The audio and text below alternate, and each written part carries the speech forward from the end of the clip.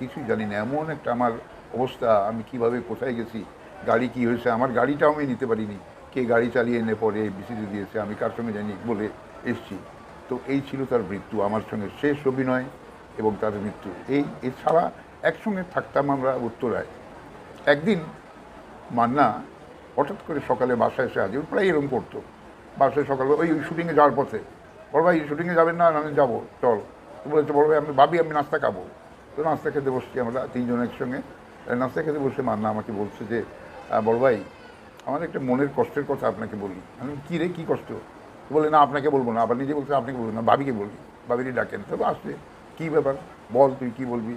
বলে দেখেন আমি মান্না হয়েছি, হিরো মান্না, আমার টাকা পয়সা প্রচুর, ভালো ব্যবসা করছে, সিনেমা ভালো, আমি ছবি সাইন করছি, অনেক টাকা আমার, কিন্তু একটা কষ্ট আমার মনের মধ্যে আছে। বলি কী? আমি বলবি তো কী?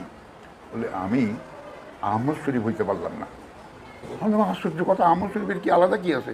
বললো না কী জানি একটা আছে এই নামের মধ্যে, আহমদ শরীফ, এইটা আমি হতে পারলাম না। বলো ভাই এটা আমাদের দোয়া করেন জানে আমি হইতে পারি। আমি না, নিশ্চয়ই হবি, তোর মধ্যে সেই কোয়ালিটি আছে, নিশ্চয়ই হবি। তো আসলে ও একটা ক্রিয়েটার ছিল ফিল্ম ট্রেডে।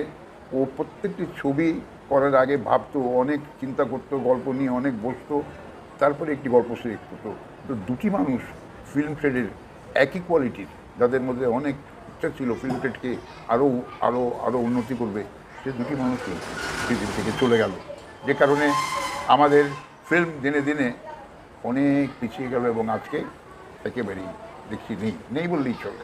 চলচ্চিত্রে অনেকে বলে যে মান্না আর জসিম থাকলে চলচ্চিত্রের এই অবস্থা হতো না, আপনি কি মনে করেন?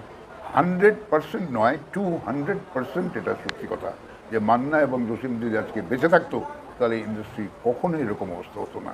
কারণ এইভাবে কেউ ফিল্ম নিয়ে চিন্তা করেনি আমাদের ইন্ডাস্ট্রিতে। আমি নিজে সাক্ষী, জসিমের বাড়ির মধ্যে আমি দীর্ঘ সময় কাটিয়েছি।